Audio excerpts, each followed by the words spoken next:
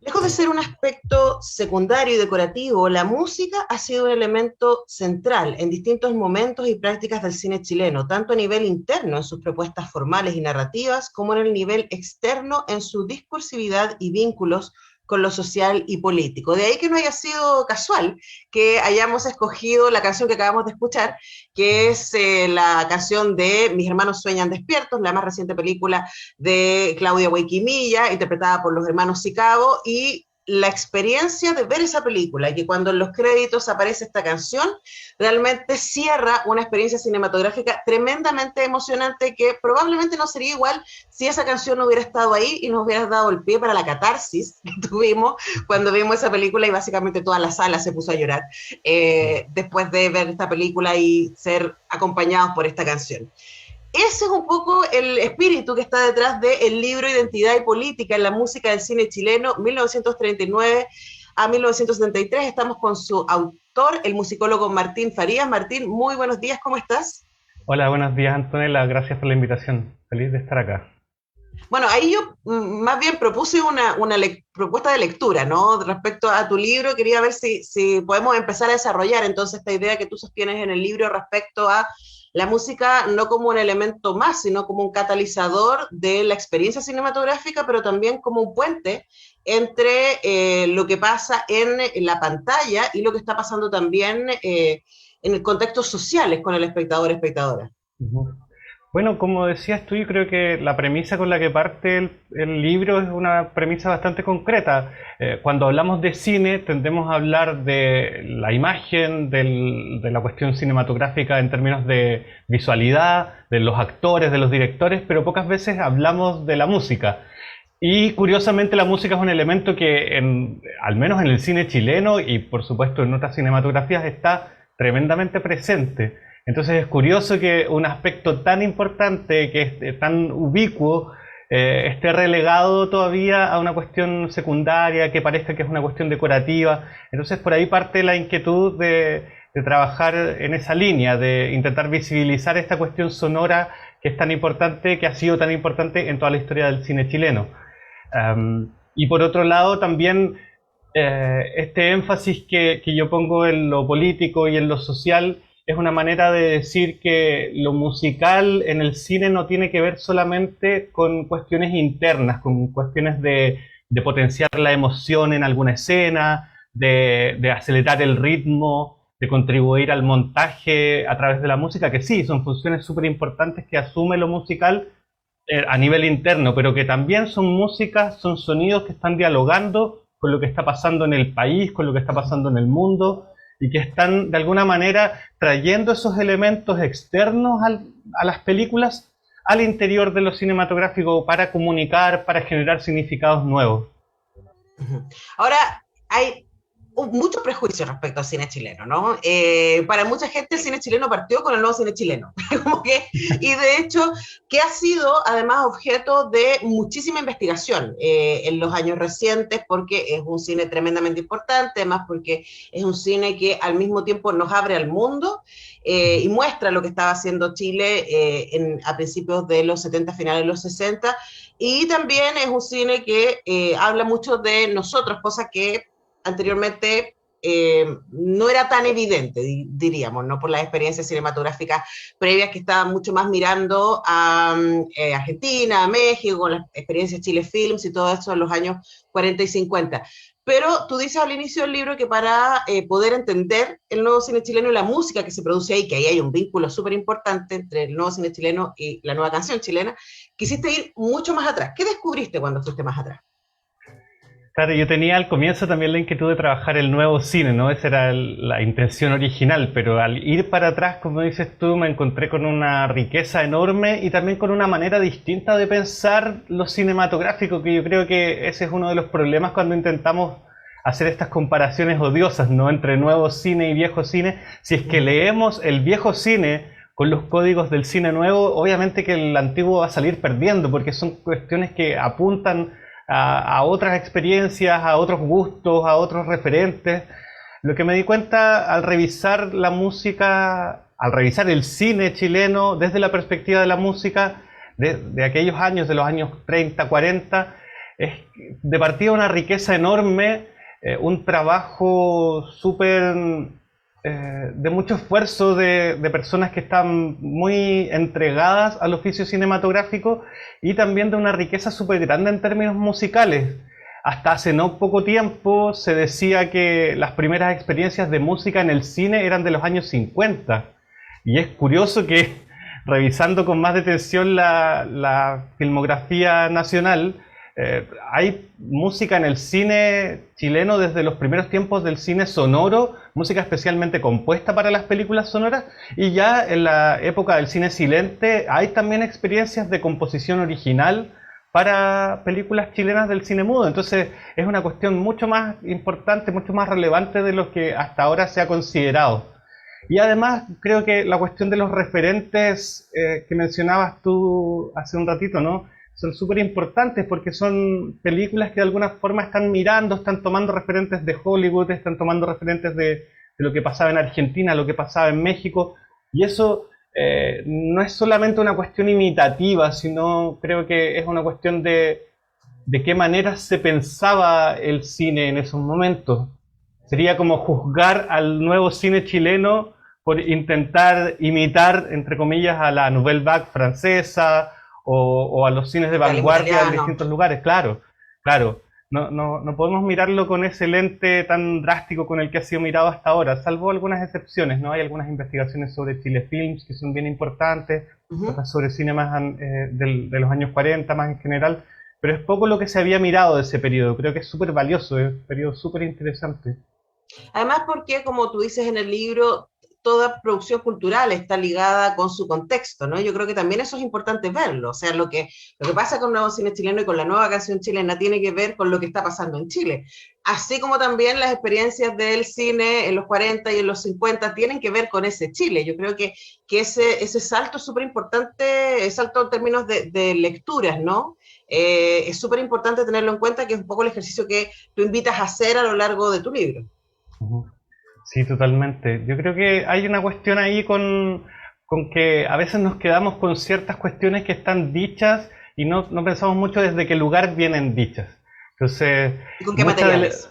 Claro, mucha de la historia del cine chileno se ha escrito tomando como referencia, como punto de partida, como decías tú, ¿no? El nuevo cine, y se ha consultado también, se han entrevistado a las personas ligadas al nuevo cine. Y esas personas hicieron las películas que hicieron y actuaron como actuaron porque no les gustaba, porque les cargaba lo que había antes. Entonces es difícil que ellos te den una opinión muy positiva de lo que ocurría antes, ¿no? Hay comentarios súper drásticos como el cine empezó en los años 60 con el nuevo cine, y que yo creo que sí, son válidos en el contexto de quién los dice y por qué los dice, pero quienes nos dedicamos a la investigación sobre el cine chileno o quienes nos interesa pensar un poquito más allá, estos problemas no nos podemos quedar con eso, ¿no? Tenemos que entrar a mirar las películas, entrar a hacer los visionados, a revisar el material, y también porque cada día, ¿no? Yo creo que tú sabes mejor que yo esto, ¿no? Que cada día aparecen nuevas películas, se encuentran materiales nuevos, se digitalizan.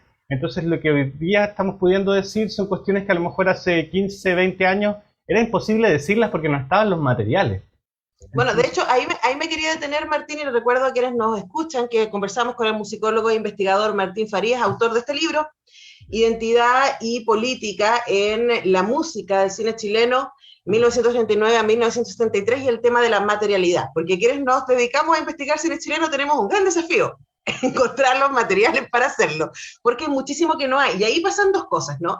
Pasan que se replican los prejuicios. Cuando yo estaba escribiendo la introducción a mi libro de entrevistas a cineastas chilenas, me empecé a darme cuenta de que muchas cosas que se decían de las películas hechas por mujeres en los años 50 y 60 era por gente que nunca había visto esas películas y que replicaba lo que otra gente dijo una década después. Entonces era como, a ver, pero ¿dónde está el objeto, no? Y aquí tú tuviste el desafío de encontrarte con el objeto. Menos mal estamos en una época en donde gente como la maravillosa gente de la Cineteca Nacional o de la Cineteca de la Universidad de Chile están recuperando y digitalizando obras, pero además en tu caso, la música. Y es muy curioso, y lo pongo como ejemplo, tú cuentas acá que hay una película que tú pudiste acceder a al material digitalizado, pero que no venía la canción introductoria, que sí la encontraste en una película pirateada que dieron en la televisión argentina en algún momento. Porque aquí tú además transcribes la música, ¿no? Transcribes para hacer el análisis de las melodías y de lo que está hablando ahí. Hablemos un poco de ese ejercicio también de rescate de una materialidad que es muy difícil acceder. Es súper artesanal, yo diría, el proceso, ¿no? Porque en el fondo lo que se trata es de escuchar las películas, ver las películas, pero sobre todo escucharlas e intentar transcribir. No existen prácticamente partituras que sobrevivan de este periodo de la música de cine. Hay un par de partituras de Gustavo Becerra, de algunos cortometrajes de los años 60, y eso es todo lo que yo pude acceder de este periodo. Entonces el ejercicio que hay que hacer, como decía, muy artesanal, escuchar, intentar transcribir esas melodías, esas armonías, y luego con eso intentar desarrollar un análisis. Entonces es una cuestión bastante que nuevamente necesita de esta materialidad. Necesitamos que las películas estén para poder hablar de su música, porque si no caemos en esto mismo de repetir cuestiones que se han dicho muchas veces sin ver el material, o con visionados de materiales que están en súper malas condiciones. Y eso también es otro tema, ¿no? Que muchas veces la calidad de las películas en términos visuales funciona, se logra ver, se ve bastante bien, pero la calidad del sonido no es la óptima y a veces se tiende a restaurar, pero privilegiando que se escuchen las voces.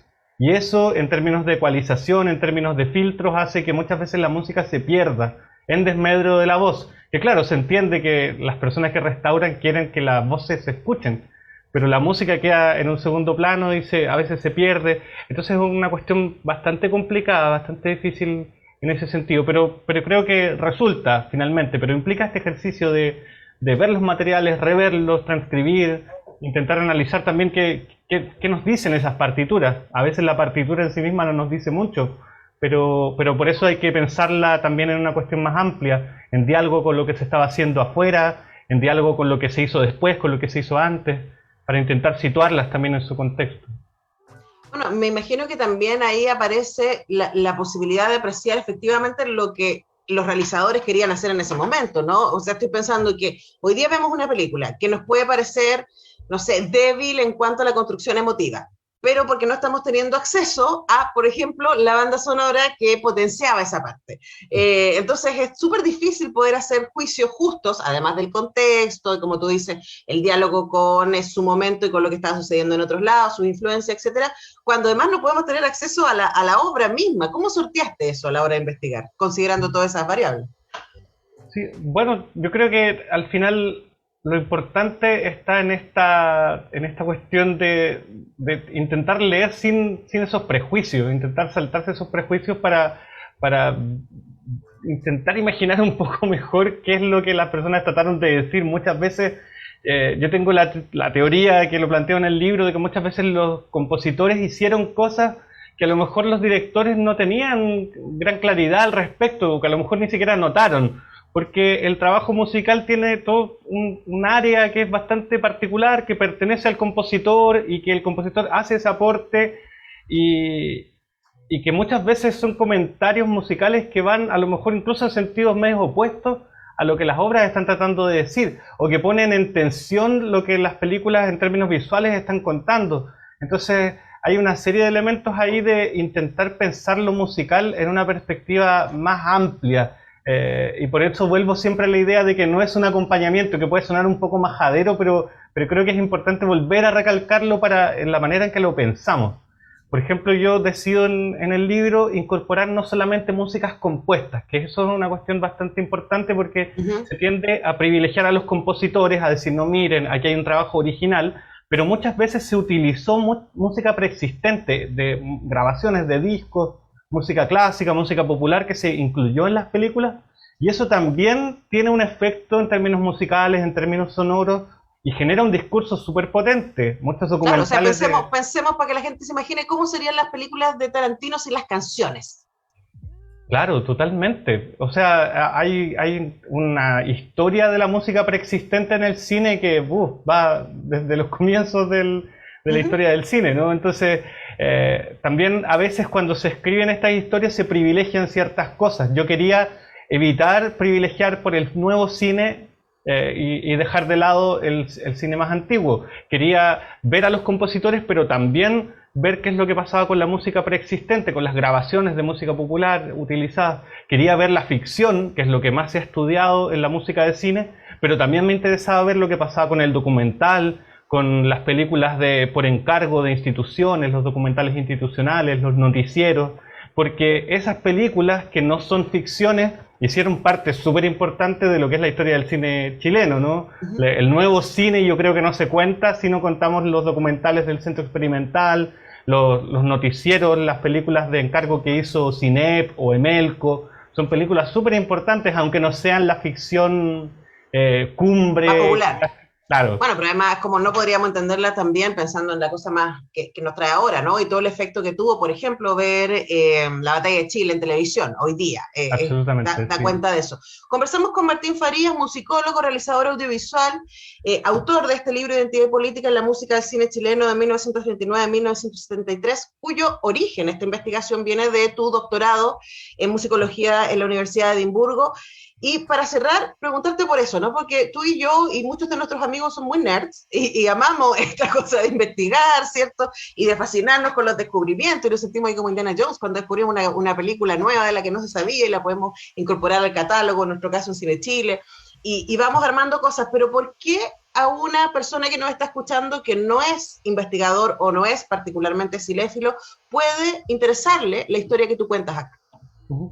Yo creo que todas las personas tenemos alguna experiencia con lo audiovisual, sobre todo en estos días, ¿no? Vemos por streaming, por las distintas redes, por los distintos medios, estamos rodeados de un universo audiovisual, ya sea de noticias, de televisión, de películas, de cortometrajes, de memes, video memes, y todo eso está imbuido, está mezclado con la música. Entonces yo creo que todas las personas tenemos una experiencia en ese plano.